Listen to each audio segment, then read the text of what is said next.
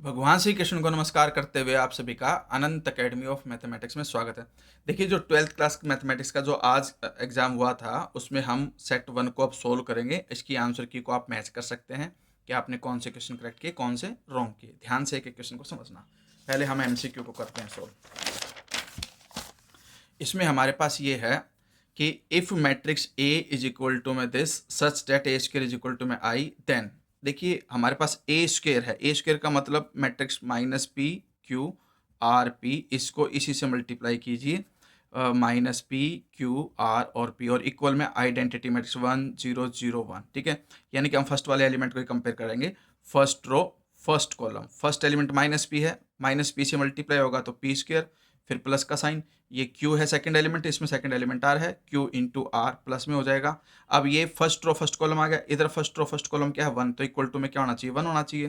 तो इस तरह से 1 minus P square minus Q R equal to 0, ये कंडीशन जो भी है वो हमारा आंसर है। तो 1 minus P square minus Q R equal to 0, तो ये हमारे पास आंसर है ऑप्शन बी। नेक्स्ट केस क्या है आपके पास, A is A square matrix such that A square is equal to A है, then A minus I identity matrix है ये, whole cube minus A is equal to. देखिए जो ए माइनस आई है इसका होल क्यूब ओपन कर देते हैं, ए क्यूब माइनस में आई क्यूब माइनस 3 ए स्क्वायर इंटू आई और प्लस में 3 ए इंटू आई, और माइनस में ये ए है ही। अब जो ए क्यूब है उसको मैं लिख सकता हूँ ए इंटू ए स्क्वायर, ये आई का क्यूब आई ही होगा। ए स्क्वायर की जगह पे मैं ए लिख सकता हूँ, तो ये माइनस का 3a, आई हट जाएगा क्योंकि ए स्क्वायर इंटू आई ए स्क्वायर ही होगा। ए स्क्वायर की वैल्यू ए रख दी मैंने क्योंकि वो है ही ए के इक्वल। इधर आपका क्या है 3a है, ये प्लस में 3a और माइनस में a, तो ये 3a से 3a कैंसिल हो जाएगा। इधर a स्क्वायर को मैं फिर से a लिख सकता हूँ, फिर a इंटू ए, फिर a स्क्वायर आ जाएगा, फिर a स्क्वायर को मैं, यानी कि ये दोनों मिलकर के फिर a स्क्वायर आएगा, फिर ये a स्क्वायर फिर से a लिख सकता हूँ, और लास्ट में क्या बच रहा है माइनस a और माइनस आई, तो माइनस आई माइनस a से a कैंसिल, तो माइनस आई जो है वो हमारा आंसर होगा, यानी कि ऑप्शन बी जो है वो हमारा आंसर है। ठीक है, अब next question number 3। For the inverse trigonometric function, which of the following principal value branch is not correctly defined?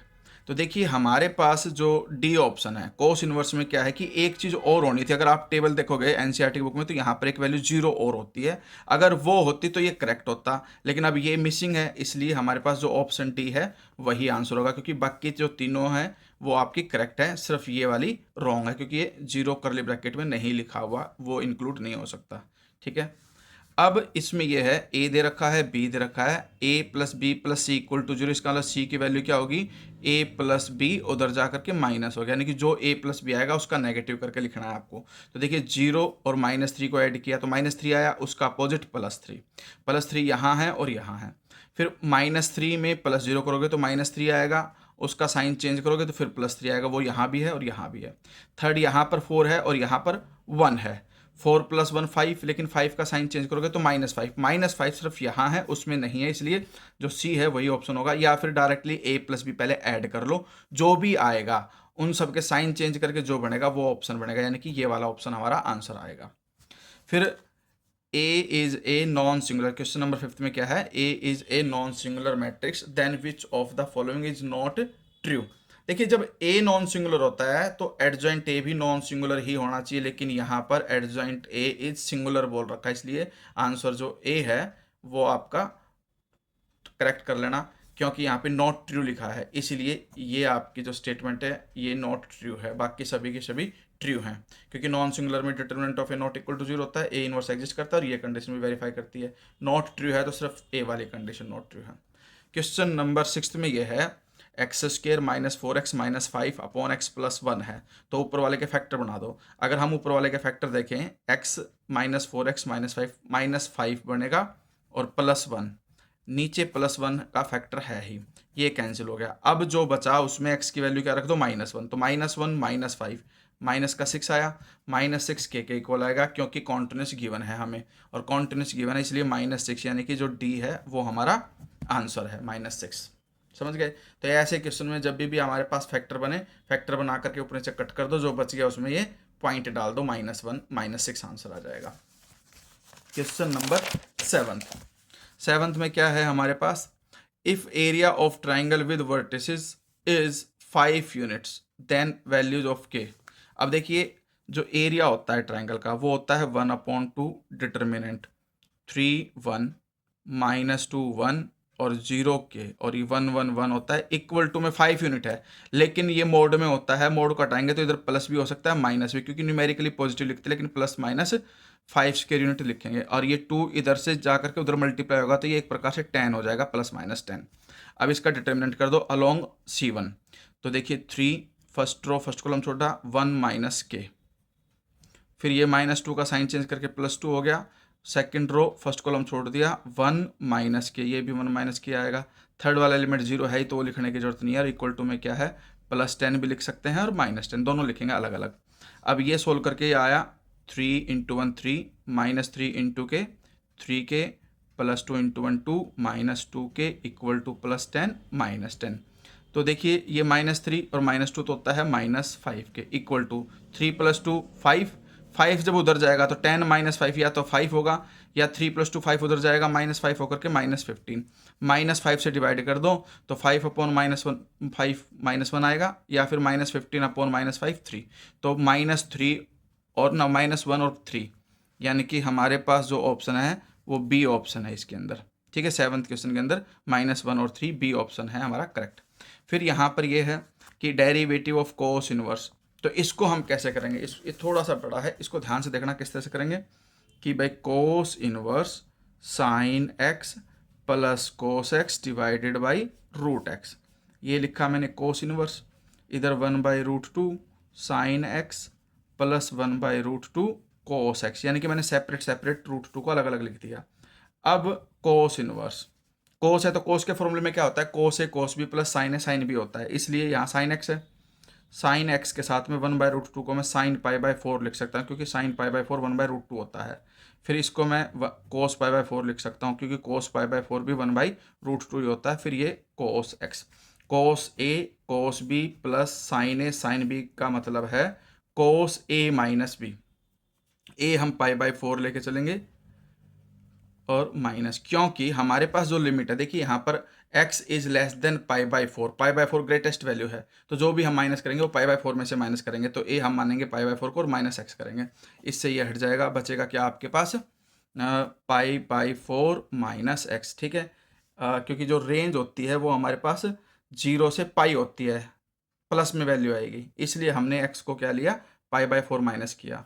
अब यहाँ पर डेरिवेटिव ये y आया सोल्व होकर के पूरा, अब डेरिवेटिव कर दो dy/dx, π/4 का 0 -x का -1, तो -1 जो है वो हमारा करेक्ट ऑप्शन है। ठीक है, ये वाला। इसके बाद हमारे पास क्या है, एब्सोल्यूट मिनिमम वैल्यू ऑफ, देखिए इसकी जो मिनिमम वैल्यू है वो 2 रखने पे 0 हो सकती है, क्योंकि स्क्वायर है नेगेटिव जाएगी नहीं, तो मिनिमम वैल्यू 0 ही हो सकती है, और 0 + 5, तो जो 5 है वो हमारा आंसर है मिनिमम के लिए। ठीक है, क्योंकि इस इंटरवल में 2 रखने पर ये 0 हो जाएगी, और कोई भी वैल्यू मैं रखूंगा तो कुछ ना कुछ आएगा, उसका स्क्वायर प्लस ही होगा 5 में, तो इसलिए बाकी सारी वैल्यू बड़ी होंगी, सबसे छोटी वैल्यू 5 ही होगी, 5 आंसर है। अब ये है जैसे 1 + cos 2x का इंटीग्रेशन, तो इसको समझिए किस तरह से होगा कि भाई 1/√1 + cos 2x dx है, इंटीग्रेशन 1। अब 1 + cos x का फॉर्मूला आपको पता होना चाहिए क्या होता है, वो होता है 2 cos स्क्वायर, जो भी एंगल यहाँ है उसका हाफ, 2x का हाफ x हो गया dx। जो रूट में 2 है उसको तो बाहर ले जाता हूँ मैं, बचा क्या, cos स्क्वायर का रूट होता है cos x, और 1/cos x जो होता है वो होता है secant x। अब secant x का फॉर्मूला आपको पता होना चाहिए, तो 1/√2 log secant x + tan x होता है प्लस c, तो ये जहाँ ऑप्शन है वही हमारा आंसर होगा। तो हमारे पास क्या है 1/√2 log secant x + tan x + c, यानी कि बी वाला जो है वो हमारा आंसर है। 1/x का इंटीग्रेशन होता है log x, और लिमिट क्या है उसकी -5 -1, यानी कि log -1 माइनस में log -5। ठीक है, ये कंडीशन आ गई। इसको मैं इस तरह से लिख सकता हूँ log a - b करके, यानी कि -1 डिवाइडेड बाय -5, क्योंकि log x - log y होता है log x/y, माइनस से कैंसिल हो गया log 1/5। ठीक है, यानी कि log 1/5 का मतलब है 5 की पावर -1, और 5 की पावर -1 में -1 आगे आ जाएगा, तो -log 5 ये हमारा आंसर होगा, जो कि ए है। ठीक है, -log5। अब इसमें यह है कि an ant is observe crawling on a sheet of paper along a straight line given by this. ये स्ट्रेट लाइन है, y is equal to 2x-4। Area of the surface covered by the ant bounded by y axis, x axis and x is equal to 0। देखिए y axis पे x 0 होता है, x axis पे हमारा y 0 होता है, लेकिन x की लिमिट 1 दे रखी है, तो 0 से 1 तक जाओगे, यानी कि इंटीग्रेशन लिया जाएगा 0 से 1। y की वैल्यू है 2x-4 और dx करेंगे। ठीक है, अब ये पॉजिटिव आए चाहे नेगेटिव आए, एरिया पॉजिटिव ही होगा, इसलिए हम इसको आंसर में पॉजिटिव लिखेंगे। तो इसका इंटीग्रेशन कर दो, 2x² 2 -4 का -4x, 2 से 2 कैंसिल हो गया, लिमिट डाल दो 0 और 1। 1 पुट करेंगे तो 1² 1 और -4 × 1 यानी कि -3 आएगा, लेकिन एरिया नेगेटिव में हो नहीं सकता, इसलिए हम न्यूमेरिकली पॉजिटिव लेकर चलेंगे। तो 3 स्क्वायर यूनिट जो है वो हमारा आंसर होगा। ठीक है, बी ऑप्शन। इसके बाद हमारे पास ये आता है the order and degree of the differential equation. अब देखिए ऑर्डर यानी कि 3 आ रहा है हाईएस्ट, और हाईएस्ट ऑर्डर की जो पावर है वो 3 ही है, तो डिग्री भी 3, तो ऑर्डर 3 डिग्री 3, यानी कि ए ऑप्शन है हमारा, ऑर्डर 3 डिग्री 3। फिर हमारे पास ये है कि the general solution of the differential equation dy/dx is equal to e⁻3x - y।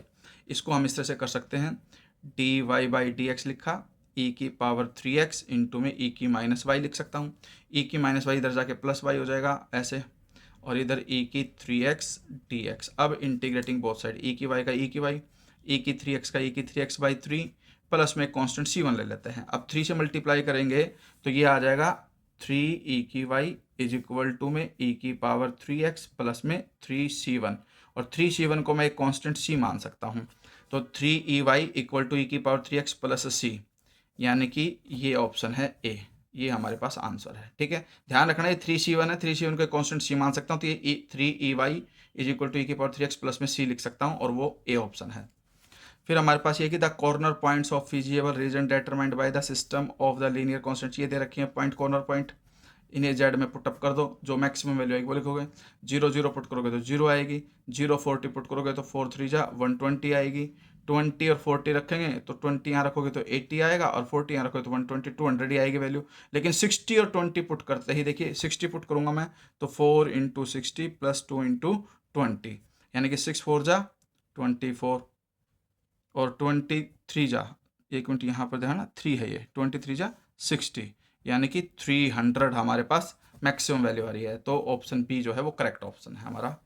फिर ये है कि if the position vector P of point, ये पोजीशन वेक्टर दे रखे हैं, सच डेट मोड क्या दे दिया इसका 25, तो पी का मैग्नीट्यूड किस तरह निकलता है, √a² + b², यानी कि 24 का square 576 plus n² is equal to में मोड 25 गिवन है ही। अब n² is equal to squaring both side करोगे तो 25 का स्क्वायर 625, 576 माइनस कर दो वो 49 आएगा, यानी कि स्क्वायर रूट लोगे तो +-7, यानी कि डी ऑप्शन हमारा आंसर है। 17th में यह है कि ए दे दिया 3i + 2j + लैम्डा के, और बी दे दिया 2i - 4j + 5 के। Represent the 2 strips of red cross. Red cross का साइन इस तरह से प्लस का बनता है, और इसके बीच में परपेंडिकुलर का साइन होता है, इसलिए a.b should be 0, a.b equal to 0, यानी कि 3 × 2 6, फिर 2 × -4 -8, फिर lambda × 5 5 lambda is equal to 0, क्योंकि a1 a2 + b1 b2 + c1 c2 equal to 0। यहाँ से 6 - 8 -2 plus 5 lambda, 5 lambda is equal to 2, और लैम्डा आ गया 2/5, तो 2/5 जो है सी ऑप्शन में है, ये करेक्ट है आपका। अब आते हैं हम 18th पे। 18th में क्या है, देखिए 18th में हमारे पास ये है कि 3PA इक्वल टू है 3/5 के। अब 3PA अगर आपका 3/5 है तो 3 से 3 कट कर दो, PA की वैल्यू जो है वो आ जाएगी 1/5। सेम वे में P भी आपको ऑलरेडी गिवन है ही 3/5। अब A/B का फॉर्मूला होता है probability of A intersection B divided by probability of B is equal to में क्या है 2/3। ठीक है, और यहाँ से हम इंटरसेक्शन की वैल्यू निकाल सकते हैं 2/3 को PB से मल्टीप्लाई करके, और 2/3 PB की वैल्यू हमारे पास है 3/5, यानी कि 2/5 आ गई। अब हमें निकालना है A यूनियन B, यानी कि A यूनियन B का मतलब है probability of A, probability of B और minus probability of A intersection B। Probability of A आ गई 1/5, बी प्रोबेबिलिटी है 3/5, माइनस में इंटरसेक्शन है 2/5, तो 3 + 1 4, 4 - 2 2, 2/5 ही आंसर बचेगा और 2/5 है डी ऑप्शन। ठीक है, ये है। अब आते हैं हम 19th पे। A relation R on the set 1 2 3 defined as R is equal to 1 1 1 2 2 1 2 2 3 3। देखिए 1 1 2 2 और 3 3 है ही, तो ये रिफ्लेक्सिव हो गया। 1 2 है तो 2 1 भी है, तो जो है उसका अपोजिट मतलब सिमेट्रिक भी बन गया ये। 1 2 2 1 फिर 1 1 ये रहा, और कोई हमारे पास है नहीं, इसलिए ये आपका ट्रांजिटिव भी है। तो जो रिफ्लेक्सिव, सिमेट्रिक, ट्रांजिटिव तीनों होता है वो उसे हम क्या कहते हैं, इक्विवेलेंस रिलेशन। और ये इक्विवेलेंस रिलेशन ही बोला, तो यानी कि असर्शन भी ट्रू है और जो इसका एक्सप्लेनेशन है यानी कि रीजन वो भी हमें करेक्ट एक्सप्लेनेशन दे रहा है, इसलिए option A, both R true and R is the correct explanation of the assertion A. अब consider a linear programming problem with minimize Z दे दिया हमारे पास, सब्जेक्ट टू कांस्टेंट, ये कांस्टेंट कंडीशन दे दी। ठीक है, which gives minimum Z at infinitely many points, the corner points of feasible region are 0,3। तो देखिए 0,3 क्या इसको सेटिस्फाई कर रहा है, एक्स को 0 रखो वाई की वैल्यू 3 आ रही है, ट्रू कर रहा है। इसको भी सेटिस्फाई कर रहा है, 0 रखने पर ये 3 रखोगे तो 0,3 सेटिस्फाई कर रहा है। 6,0 इसको सेटिस्फाई करेगा, इसको। ठीक है, यानी कि हमारे पास अगर हम फीजिएबल रीजन बनाएं तो इसका मैं बना के दिखा देता हूँ आपको ग्राफ किस तरह से बनेगा। कि भाई हमारे पास दो इक्वेशन है, एक इक्वेशन तो है आपके पास 2x + y > 3 and the second equation is x + 2y > 6। तो पहले तो इसमें देखिए x को अगर मैं 0 रखता हूँ तो y आपके पास 3 आ जाएगा, एक पॉइंट ही आ गया। फिर अगर मैं y को 0 रखता हूँ तो x आ जाएगा 3/2। ठीक है, तो x 3/2 y 0 पे, तो पहले हम इसी के लाइन ड्रॉ कर देते हैं। 0,3 यानी कि y पे 1 2 3 ये पॉइंट आ गया 0,3, और 0 है यहाँ 1 है तो उसके मिडल में 1.5 आ जाएगा और लाइन इस तरह चली जाएगी। ठीक है, और 0 0 रखोगे तो 0 > 3 होता नहीं है, फॉल्स है, तो इसका इधर की तरफ जाओगे आप अपोजिट साइड। सेम वे में जब मैंने x को 0 रखा तो y 3 ही आया, यानी कि यही पॉइंट आया। और जब मैंने y को 0 रखा था x 6 आया, इसलिए 6 यहाँ से आ जाएगा 1 2 3 करके, और इसकी जो लाइन है वो इस तरह से जाएगी। इसमें भी हम 0 0 पुट करेंगे, > 6 फॉल्स आएगा, इसलिए ये भी इधर की तरफ जाएगा। यानी कि ये आपके पास कॉर्नर पॉइंट आ गए, एक पॉइंट आया 0,3, एक पॉइंट आया 0,6,0, क्योंकि x 6 है y 0 है। ठीक है, तो ये कंडीशन आ गई हमारे पास, और इसके अंदर यही दो पॉइंट दे रखे हैं, तो इसका मतलब ये असर्शन जो है वो ट्रू है। फिर if two corner points produce the same minimum value. अब सेम मिनिमम वैल्यू कैसे, देखो 0,3 रखो जेड के अंदर, x को 0 y को 3 रखा तो 6 आया, और 6,0 रखोगे तो ये x 6 y 0 ये भी 6 आ रहा, दो पॉइंट पे सेम आ रहा है। तो इसका मतलब क्या है, आपके पास minimum value of the objective function, then every point on the line segment joining the points will give the same minimum. True है ये कंडीशन भी, तो हमारे पास करेक्ट एक्सप्लेनेशन भी है और दोनों ट्रू भी है, तो इसका आंसर भी क्या आएगा, ए आंसर आएगा। ठीक है, तो ये सेट ए के जितने भी एमसीक्यू थे वो सारे मैंने एक्सप्लेन कर दिए हैं। सेट 3 के मैं ऑलरेडी अपलोड कर चुका हूँ, उसे भी आप देख सकते हैं अगर आपका सेट 3 था। अब सेट 2 का इसके बाद अपलोड हो जाएगा।